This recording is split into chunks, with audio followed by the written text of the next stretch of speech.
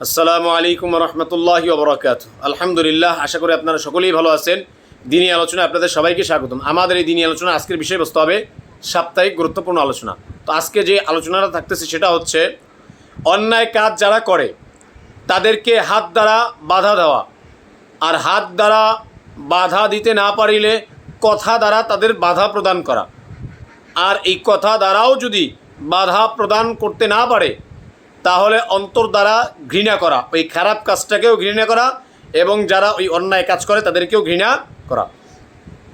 এ বিষয়ে মুসলিম শরীফের হাদিস আন ইবনে মাসউদ রাদিয়াল্লাহু তাআলা আনহু قال قال رسول الله صلى الله عليه وسلم। হযরত ইবনে মাসউদ রাদিয়াল্লাহু তাআলা আনহু থেকে বর্ণিত, তিনি বলেন রাসূলুল্লাহ সাল্লাল্লাহু আলাইহি ওয়াসাল্লাম বলেছেন, মা মিন নাবিয়্যিন বাআসাহুল্লাহু ফি উম্মতিহি ক্বাবলি ইল্লা কানা লাহু ফি উম্মতিহি হাওয়ারিয়ুনা ওয়া আসহাবুন। রাসূলুল্লাহ সাল্লাল্লাহু আলাইহি ওয়াসাল্লাম বলেন, মা মিন নাবিয়্যিন বাআসাহুল্লাহু ফি উম্মতিহি ক্বাবলি, আমার পূর্বে আল্লাহ তাআলা যে নবীকেই তার উম্মতের নিকট প্রেরণ করেছেন, মা মিন নাবিয়্যিন বাআসাহুল্লাহু ফি উম্মতিহি ক্বাবলি, আমার পূর্বে আল্লাহ পাক রব্বুল আলামিন যে নবীকেই তার উম্মতের নিকট প্রেরণ করেছেন, ইল্লা কানা লাহু ফি উম্মতিহি হাওয়ারিয়ুনা ওয়া আসহাবুন, তার প্রত্যেক নবীরই তার উম্মতদের মধ্য থেকে কেউ তার হাওয়ারি বা অনুসারী কিছু সাথী ছিল, যারা ওই নবীকে কী করত, অনুসরণ করত, তার সাথী তারা ছিল। এবারে রাসূলুল্লাহ সাল্লাল্লাহু আলাইহি সাল্লাম বলেন, ইয়াখুযুনা বিসুন্নাতিহি ওয়া ইয়াকতাদুনা বিআমরিহি, এই সাথীগণ তারা তার সুন্নাত অনুযায়ী আমল করত, অর্থাৎ প্রত্যেক নবীরই যে উম্মতরা ছিল এই উম্মতদের মধ্য থেকে যারা তার অনুসরণ বা তার সাথী ছিল তারা ওই নবীর সুন্নত অনুযায়ী আমল করত। ওয়া ইয়াকতাদুনা বিআমরিহি, এবং তার নির্দেশ মেনে নিত। অর্থাৎ যে উম্মতরা ওই নবীর সাথী ছিল তারা, ওই সাথীরা ওই নবী যে আদেশ দিত ওই আদেশ তারা মানত এবং তার সুন্নত অনুযায়ী চলত। অর্থাৎ সে যে কাজগুলো করতো সেই কাজগুলোই তারা করত, সে যে আমলগুলো তাদেরকে নির্দেশ দিত, আদেশ দিত, ওই কাজগুলো তারা, ওই উম্মতরা, ওই সাথীরা তারা পালন করত। এরপরে রাসূলুল্লাহ সাল্লাল্লাহু আলাইহি সাল্লাম বলেন, সুম্মা ইন্নাহা তাখলুফু মিন বা'দিহিম খুলুফুন ইয়াকুলুনা মা লা ইয়াফআলুন। রাসূলুল্লাহ সাল্লাল্লাহু আলাইহি সাল্লাম বলেন, তারপর তাদের এমন অযোগ্য সন্তান হলো, অর্থাৎ ওই সাথীদের পরবর্তী সময়ে তাদের এমন অযোগ্য সন্তান হলো যারা যা করতো না তা বলতো। অর্থাৎ ওই অযোগ্য সন্তানরা তাদের পিতারা যা করতো না তারা সেগুলো করতে বলতো।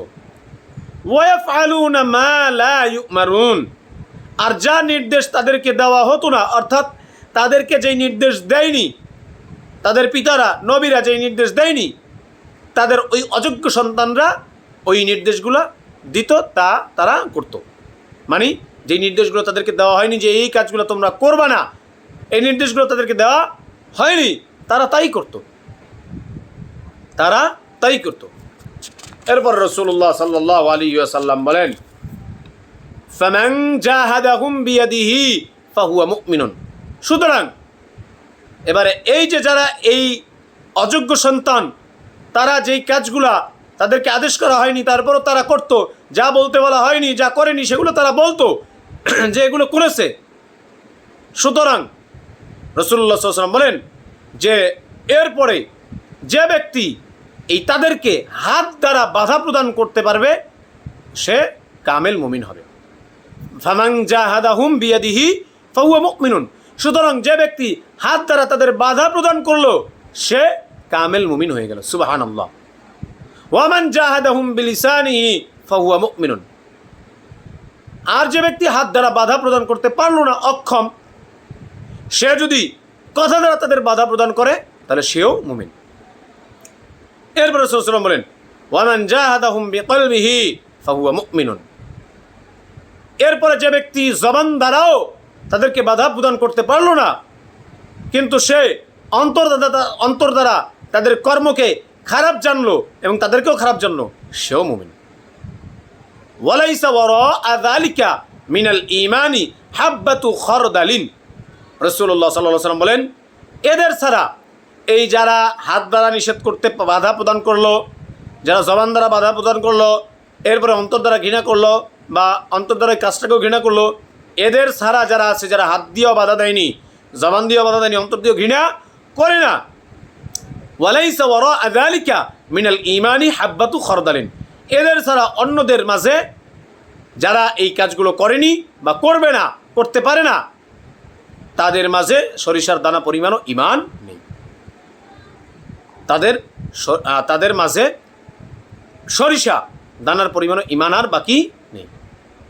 অতএব এই হাদিস দ্বারা আমাদেরকে রাসূলুল্লাহ সাল্লাল্লাহু আলাইহি ওয়াসাল্লাম কি বুঝাইলেন? রাসূলুল্লাহ সাল্লাল্লাহু আলাইহি ওয়াসাল্লাম বুঝাইলেন যে শোনো, প্রত্যেক নবীরই উম্মতদের মধ্যে থেকে কিছু সাথী থাকে, কিছু সঙ্গী থাকে, কিছু হাওয়ারি থাকে।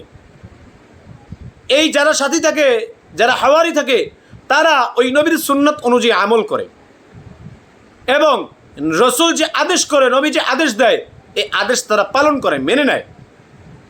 কিন্তু দেখা যায় যে এর পরে তাদের যখন অযোগ্য সন্তানরা দুনিয়ায় আসে, তখন ওই অযোগ্য সন্তানরা রসুল যা করেনি তারা সেগুলো বলতো যে না, এগুলো করেছে।